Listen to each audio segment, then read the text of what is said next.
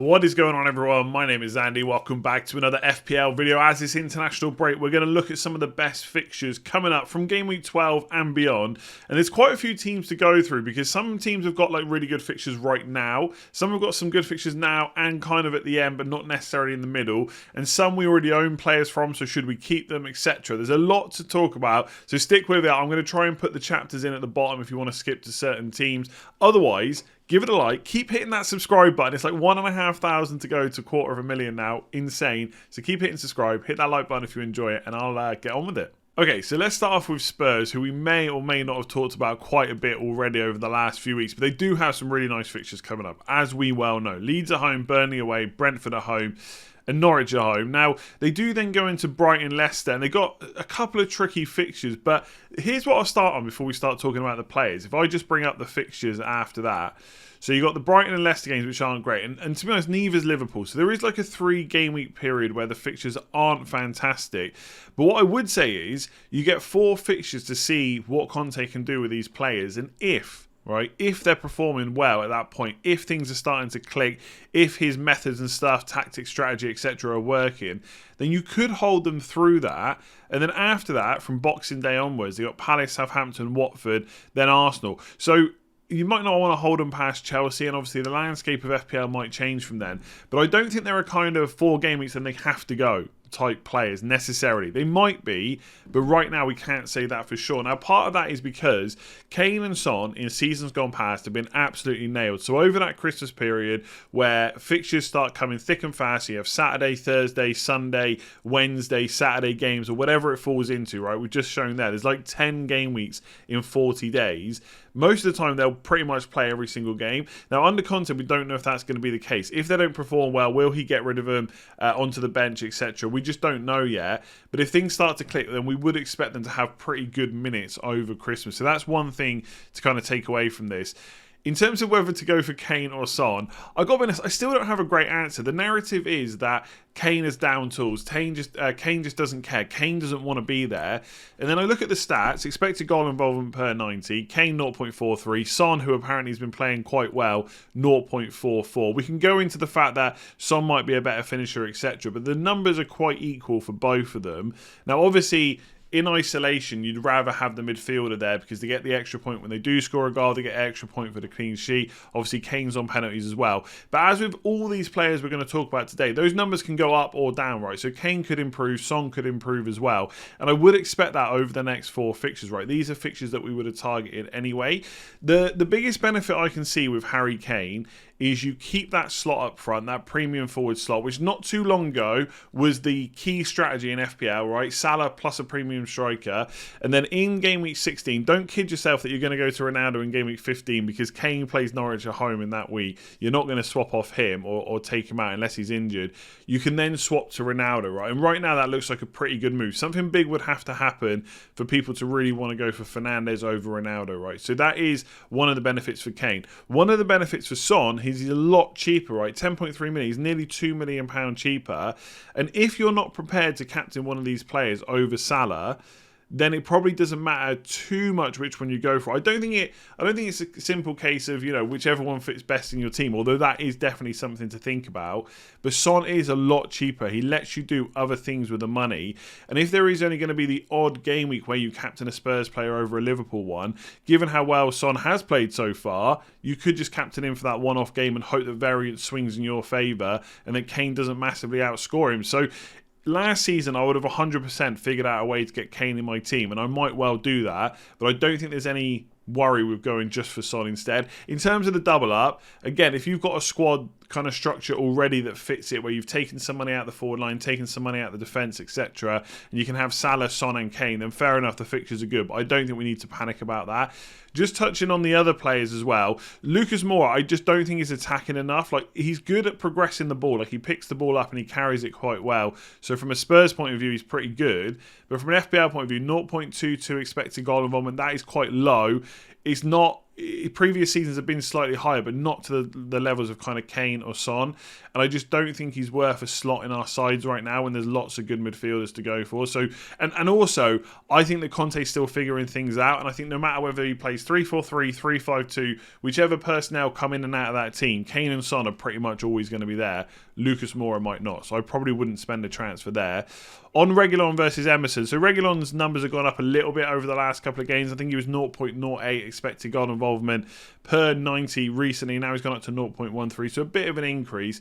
And I think wing-back system is going to be what Conte plays. Again, whether it's 3-5-2, 3-4-3. So Reguilon and Emerson should kind of increase their attacking potential for output. We don't know exactly who's going to win out best right now. I would probably go for Reguilon. I think he's played that spot pretty well before. I think he's a pretty decent player. I know some people don't rate him. I think he's okay.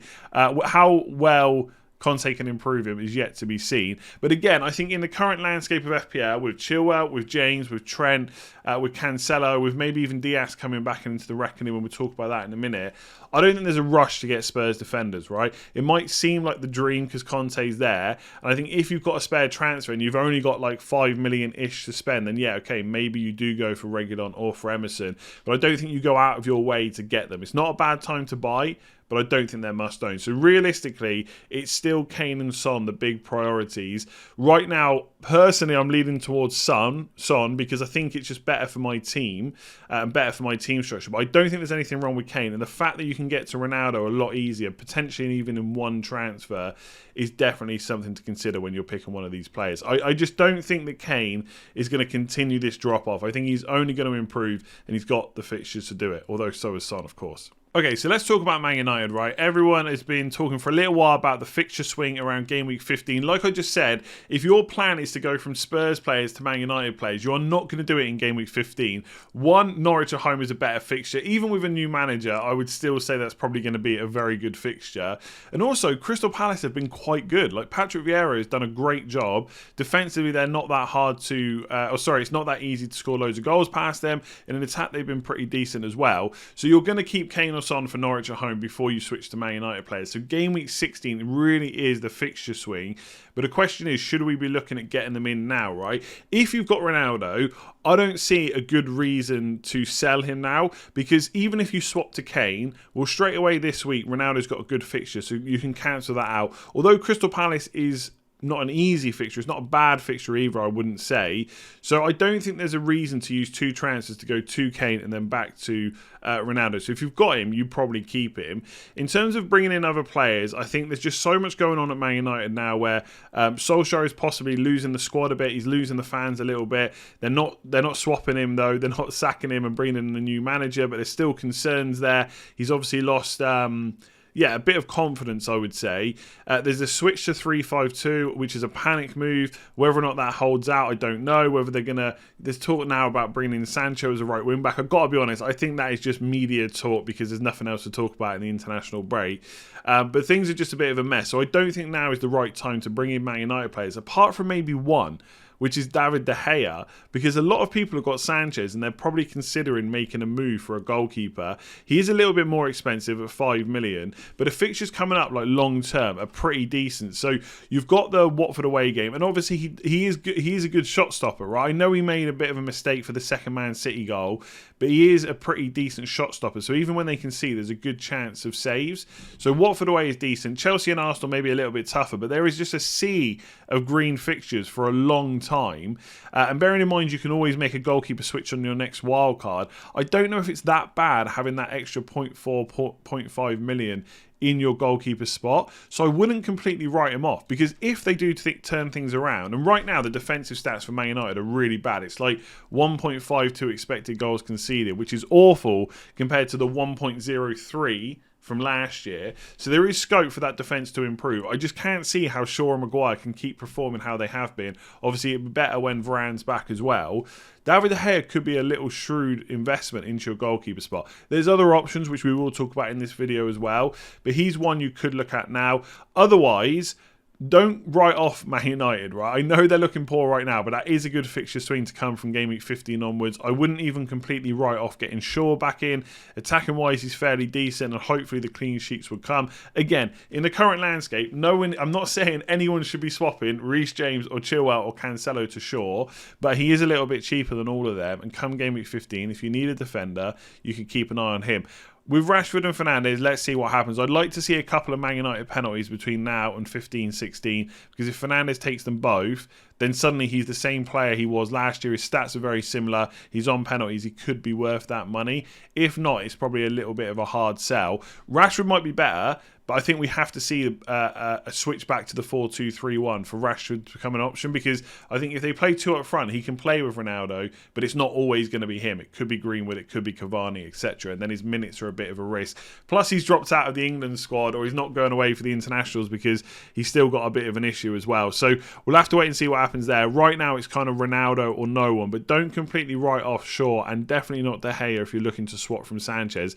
I think he could be an option. Right? I'm not saying you have to go for it, but the fixtures are there, the shot stopping's there, maybe the clean sheets. At some point, it can't keep going this bad, surely. So I think this has probably gone slightly under the radar, but Man City's fixtures coming up are pretty damn good, and they're pretty good for a long time as well. And obviously, some of them there, like you've got West Ham is like a pink fixture, Wolves, Villa and Everton are kind of not quite green, but for Man City, they probably are. Like a lot of the fixtures are just good for Man City outside of kind of Chelsea or maybe even Liverpool as well, and at one time Man United too. So there are some tough fixtures, and West Ham could definitely give them a game given how well they've played so far this season.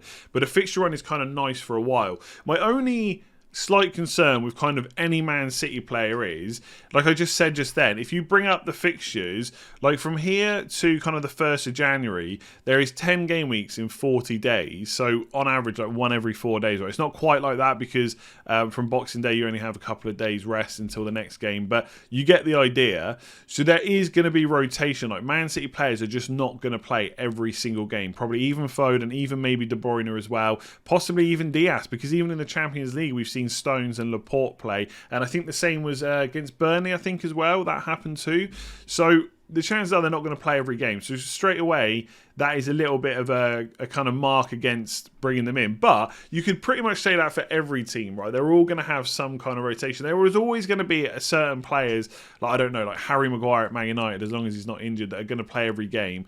But for Man City, it's obviously a concern. But you look at the numbers for those players, like their expected goal involvement, it's just crazy high across the board. Even when you get to like Cancelo as a defender, it is really high. So I think Man City right now, if you haven't got Cancelo, I think you still need to be looking at that, even at 6.4 million. I don't think the guy has missed a game yet. No, he has started every single game so far this season. So at 6.4 million, he looks great. I wouldn't completely count Diaz out. Bringing him in at some point. Again, I'm not saying he's like a player to rush out and buy, and if you're someone that's got James, Chilwell, Trent and Cancelo, which is definitely the template for right now, you're probably not going to move one of them onto Diaz. But if you had someone like Azpilicueta that you wanted to move on, you could go for Diaz, because he's going to play the majority of these games, and there is plenty of clean sheets to come. And again, the good fixture run kind of goes, it's like all the way down to game week 25, really.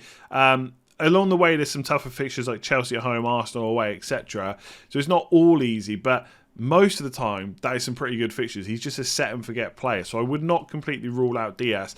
In attack, Foden still likes the one for me. He seems to be getting the majority of minutes in Pep's side. He can play as a false 9-9, whatever you want to call it, and he can also play on the left as well, where probably is his better position, right? I think we all know that. And he could also play on the right at times as well. So again, I'm not expecting him to play every single game, but I think he's going to get enough minutes where he's still a good buy. I think the problem with him is he did really well for a couple of games, got that 18-point haul. A lot of us bought him in, and he hasn't done as well. Like he's blanked the last couple of games, and so he's kind of being forgotten about. But I think with those fixtures coming up, there is potential for a lot of points. So 0.73 expected goal involvement. He hit the post against Man United. He is still a good option. If you don't have him, don't write off buying him still, because I think now even Everton at home could be a good time to do it.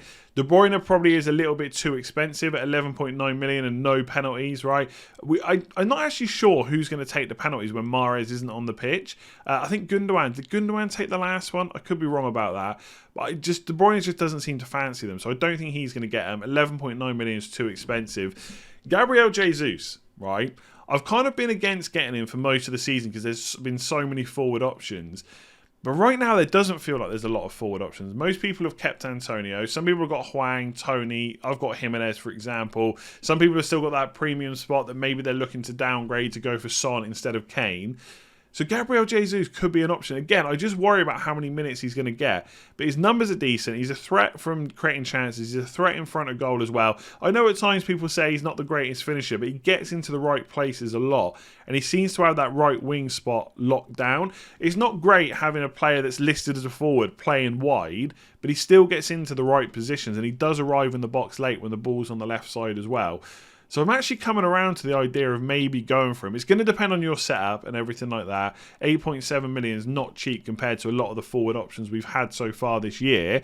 But it is another way to get another Man City attacker alongside Foden. And I just think the fixtures are so nice. I'm kind of tempted to do that as a little bit of a differential. I don't think double City defence is bad by any means. But again, if you're on the double Chelsea defence, if you've got Trent and you've only got one Man City defender and you want to triple up, then attack is obviously the way to do it. And I think Jesus might be the next best bet alongside Foden. I don't think I'll go for Grealish right now. De Bruyne is too much money. Gundogan, is he going to play often enough? And, you know, Bernardo Silva is the top scoring midfielder for Man City, but I just think that will start to kind of level off. I think he's a really great player, probably City's best player so far this year, but I think from an FPL point of view, there's not enough attack and return. So for me, Cancelo, Diaz, Foden and Jesus, 2 or 3 of them for the fixture run that's going decent all the way to Gameweek 25 looks pretty damn good. So if you're not already, it's probably time to start taking Crystal Palace seriously. Some people might accuse me of the same thing. I think it's okay to be sceptical for a while about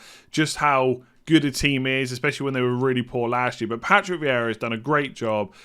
You've got to give it to him. He's brought in a lot of new players and they are performing well. Now, from an attacking point of view on a team level, they're okay. They're like the 7th worst attack. Like they're 1.07 non-penalty expected goals. It's not fantastic. It's okay. It's not quite as bad as like Norwich, Newcastle, Brighton, etc. But it's nothing to kind of shout home about. Not like Leeds last year, for example. But from a defensive point of view, they've been really good, right? So non-penalty expected goals conceded per 90 minutes. They're 1.04. Only Chelsea and then Man City, who are just ahead of everyone by quite a way, are better than Crystal Palace so far. And it's not like Crystal Palace have had an easy run of fixtures either. So if I bring up the fixtures here, they've already played Man City, they've already played Arsenal, they've played Leicester, they've played Liverpool, they've played Spurs, and they've played Chelsea.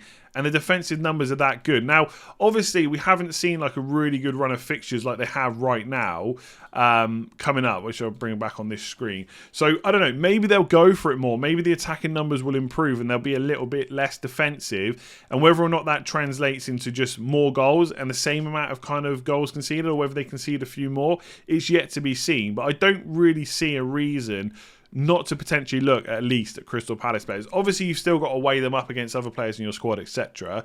The problem with the defence is there's not really a massive attacking player, but if you wanted someone cheap, they might be worth a look at. So you look at kind of Mitchell, Gay, Chiati, who's playing in midfield, although not really that attacking. Ward and Anderson. Like, you could go for pretty much any of them. Like, Gay might be the slightly better goal threat looking at the numbers, but it's so minimal. I wouldn't even say that's necessarily the case. Mitchell maybe long term, maybe slightly better for bonus, but again, that's not really showing right now. But if you wanted a cheap defender who right now is in a team that's looking very good defensively, they could be the ones to go for. Again, it's very difficult to sell this to people right now because everyone's got like really expensive attacking defenders and then they've got Livramento on the bench who no one wants to get rid of, which is absolutely fair. But if you were going to move to a 3 at the back system and spend a bit more money in attack, and you didn't want to go for Lamptey because he's a bit of an injury concern, and you only wanted to spend around 4.5, you could definitely do worse than Crystal Palace defenders. Bearing in mind, you wouldn't even have to play them every week. You only play them in the good fixtures. So someone like Gay might be the one that I would go for. Maybe Mitchell. They're probably the 2 that I'd look at. Also, again, for Sanchez owners, you could do much worse than going for Guaita, possibly, in goal. Again, if they keep these defensive numbers up, there's plenty of points there and save points for him as well. And he's 4.5 million. That is a pretty good price. I would definitely consider that if you don't want to go to kind of the David De Gea price. In terms of attackers, my only worry is the minutes. Edouard seems to be pretty nailed to start, but it doesn't necessarily last to kind of 80 to 90 minutes every game. Benteke does that a bit more when he does start, but hasn't started every single game recently. So again, if I bring these players back up, so Benteke missed the game against Man City away. He didn't play against Leicester, didn't play against Brighton. So his kind of starting involvement's just not there. I don't think you can make a case to go for him. Edouard's a little bit better because since he came into the team in game week 6, he started every single game. Again, doesn't necessarily make it to 90 minutes, but his numbers are fairly good. And at 6.5 million, there aren't too many other options that are go-to. If you don't want to go for Tony, maybe Edouard's the next best pick with the fixtures that are coming up. You could do a lot worse. And as well, if we switch back to this, the fixture run is pretty good right up until game week 20. So if you jumped on now, and he did pretty well, he's kind of one of those players you could just keep in your team and just not worry about. Even if you rotate him out in some games, because obviously we've all got pretty good squads. We've got like 14, 15 playing players. Edouard might not be the worst pick, and I'm seriously going to consider it, right? I still think Tony's the way I would go, but if I wanted someone a little bit cheaper, Edouard might be the player I look at. And obviously, we shouldn't forget the midfield as well. Gallagher looks like a really good option for 5.8 million. I do wonder, and maybe Crystal Palace fans in the comments can let me know more, when Eze's back, which could be soon, obviously he'd probably be integrated into the team slowly because he's been out for a while. And will Elise play a bit more? What's going to happen to Gallagher then? I don't think Gallagher's going to miss out. I think he's been too good to leave out of the team. But will he be a little bit less attacking? He has got a good instinct, it seems, for arriving in the box and getting into those positions to score goals. And those numbers are really good for a 5.8 million midfielder. So as an enabler, I really like him. I don't think right now I would stretch to Zaha. I don't mind paying that price for him because he has got penalties, but it's hard to look past Gallagher and save 1.2 million for now. But things could change for how their system works in attack. So I'm looking at maybe Edouard. Weirdly enough, a lot of people are going to be looking at Gallagher. I think White is a good option, and as a cheap defenders go, they've got a lot of them at 4.5. I think you can make worse purchases than a Palace defender right now. They're looking good. Okay, so I'm just going to say straight away for Newcastle, you can probably forget most of the names on the list, but I had to fill out the graphic in some way, right? I think defensively, there's no way I'd be looking at Newcastle players. Even with Eddie Howe coming in, we don't know how he's going to change things there, whether he'll even be able to turn around the fortunes of the Newcastle defence. I will still be targeting them for sure, at least for a few weeks. If he turns things around, fair enough. The one player I would look at is Manquillo because he has been starting quite a bit and he's only 4 million, right? So I'm not saying you bring him in, you start him every week, but as a squad enabler who has been playing and getting minutes, he could be an option. But I had a quick look. He didn't start the game against Brighton and I had a quick look to try and figure out why. And it could just be rotation. Maybe he just didn't fancy it. I don't know if he had a slight knock. I couldn't get any info when I had a quick search just there. But he did play or start every single game before that up until game week 4. So let's see what Eddie Howe does. Probably not a player to bring in this week just because you don't know. There's not really too many other £4 million playing defenders. Like Johnson is playing right now from West Ham, but whether Sofal will come back in, we don't know yet. He has been available for the last 2 games, so maybe it is Johnson's start to or place to lose right now. And then you've got Omobama Dele, maybe at Norwich when the new manager comes in, will get to play consistently. But they're not really, apart from West Ham, not really great defences anyway. And Willock hasn't been playing even though he was so good last year. So the only one I'd really look at is Wilson on this list. I think St. Maximin has done a pretty good job. But if I was bringing in a forward, I want the one on penalties for 0.5 million more. Obviously, Wilson has dropped a little bit in price. The only thing I will say is it really is kind of 3 of the next 4 fixtures that are good. And then you're probably going to be looking to offload again. So it is quite a short-term move, which might not be a problem. But it is worth bearing that in mind when you think about future transfers as well. So it's not like you get to Leicester away and you have to get rid of Callum Wilson, right? Of course, he could get a return in that game, and that's in 5 game weeks' time. Maybe Eddie Howe will have kind of performed miracles or whatever for Newcastle. But then it does get pretty tough. Liverpool away, Man City at home, Man United at home is a pretty tough run of fixtures. Then again, if you had the squad to bench him, or even if you just wanted to make other transfers, and bear in mind that he's probably going to start most games, although has been injury prone in the past, there is a lot of games coming up. But if he made it through these fixtures, the fixtures afterwards are pretty good. So again, this could be a long-term hold. I think it looks like you kind of get him for 4 game weeks and then you get rid. But if he could get you something against Leicester, okay, the next 3 are pretty poor, and you probably would want to spend a transfer on it. But if you had other stuff to do, a nailed-on striker for pretty much 90 minutes most games with penalties is not the worst player to keep. when he's got good fixture run coming afterwards. So right now, I have considered in some transfer plans Callum Wilson, but it has been pretty much up until 15-16, then get rid. But you could hold him the whole way through, especially if like players like Calvert-Lewin and Bamford are not back and Tony's still not performing. He's not going to suddenly be a fire that you have to put out. You have to get rid of him. You have to prioritise selling Callum Wilson. So definitely one to consider at 7.3 million. The rest, though, I'm just not really sure about right now. Okay, so you don't really need me to tell you how good Liverpool are, so we'll keep this one nice and short. Basically, numbers-wise, expected goal involvement, their numbers are just as good, if not in some cases slightly better than Man City players. But for most of these players, they're a lot more nailed on, especially when Firmino is out. So if you're thinking about putting off getting in Trent, or you haven't got Salah, I know I'm probably talking to very few people there, you've got to look at it, because although these fixtures, they're not all green on the fixture list or the fixture ticker that I've done, for Liverpool, most of them are. And again, you look at this fixture run, they're pretty much decent all the way up until game week 26. There's very few really difficult fixtures in there for Liverpool. So if you haven't already got Trent, I still think 7.7 million is pretty good value for a player that's going to get plenty of clean sheets, plenty of attacking returns, and is fairly nailed. You're not really too worried about rotation when you own Trent. And I think West Ham was the perfect showing of what he can do. 2 attacking returns, 3 bonus points, and he still conceded 3 goals. And he's still got like a really decent return. That is just Trent all over. I have briefly considered figuring out a way to get Robertson in, just because this fixture run is so good for so long. My only slight concern is on the left side, I feel like in Simicast they've got a much more able replacement than they maybe do on the right side. I think Klopp is much more likely to rotate left back than he is right back. So for 7 million, it's maybe a little bit of a hard sell right now, especially again when Chelsea players, Cancelo, etc. are doing really well. But as a player that's going to play most games, is fairly attacking. Not quite as attacking as Trent, but still very attacking in his own right. In a Liverpool team that are going to score plenty of goals with good fixtures. Robertson's not someone to completely discount from our thinking. And lastly, Firmino, if he's out for a while, Jota just looks like really good value. Especially if Salah and Mane are away for African Cup of Nations for a little while as well. Jota will be fairly nailed all the way through. Like, Origi could play, but I think Klopp has shown time and time again that he goes to Jota when one of those 3 is out, or when he wants to rotate one of them. Like Origi just really came on to kind of do something a bit different against West Ham. So I really like Jota for 7.5 million. But anyway, this is Liverpool. You don't need me to tell you how good they are. They're great. Make sure you got some of them. Okay, so Brentford, a bit like Newcastle, you can kind of forget about most of the players on this list. I really just want to talk about Tony and Mbeumo and why you should keep them. Just look at that fixture run that's coming up. Spurs away is the toughest game over the next 5. Okay, Everton at home, they might make it difficult. But I think with Brentford, we've probably been a little bit too hot and too cold on them. So when they did really well, we're like, wow, have to get them in, best team ever to come up from the Championship, etc. And now they're doing slightly worse. We're suddenly like, got to get rid of them. They're awful. We shouldn't have them in our teams. And we probably need to be somewhere in between.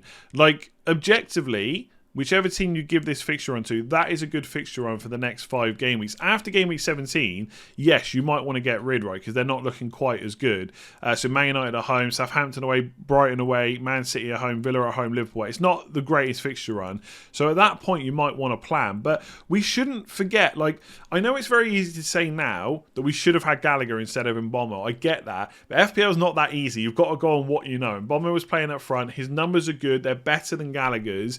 And I think for 5.6 million, there's no real reason to go out of your way to sell him. Like I've come up with a lot of transfer plans. One is selling him, but that's to get Jota and Son. Generally, I don't really think I need to force him out of my team. And I still think that Tony could be worth a look at buying. So Eduard's numbers are pretty good, but Tony has penalties, and also he's nailed on every single week for 90 minutes. I know he's had less shots than people thought. He's had less goals than people thought. His goal record over the last kind of 20 to 30 games is not that great, right? Granted. But I think for Newcastle away, Everton at home, Leeds away, Watford at home, again, just to reiterate, there's not really too many other better strikers out there for that price, because there's just not that many options that are nailed on or have good fixtures or are going to play for 90 minutes or have penalties. Tony kind of has it all. So I don't think it's completely out of the question to still buy those 2 attackers. And if I've got them, I would not be going out of my way to sell them. I know it hasn't gone right so far, but let's hope it does going forward. Whether or not Mbeumo will still play as a player in the front 2, we'll have to wait and see. They might change to playing kind of with 2 wingers with Tony through the middle instead. We'll have to wait and see what happens there, but I still think they're good holds. I just don't see the rush. I kind of get the rush to get rid of them because they blanked versus Norwich and everyone's frustrated with them, but that fixture run is good. You can definitely hold on to them. They're cheap. They're not priorities to get rid of by any means. There we go. That is it for that one. I know that was quite long for a fixtures video, and I know it wasn't kind of all teams with perfect fixtures over the next 6, but I think there was quite a lot of talking points to go through, so I wanted to cover a lot, and I've put the chapters in, hopefully. We'll see in a sec when I upload it, so you can easily skip through where you wanted to. So if you did enjoy it, please do give it a like. Hit that subscribe button if you're new around here. I've got plenty of videos planned over the next few days. I won't say exactly what they are because it might change when they come out, but keep an eye out for them. Please do keep hitting that subscribe button. We're so close to 250k, and I can shut up about milestones and goals until next season. So please do keep hitting that button. If you've been enjoying my content and you haven't already hit the button, go and check right now. Otherwise, give it a like, and I will see you again tomorrow.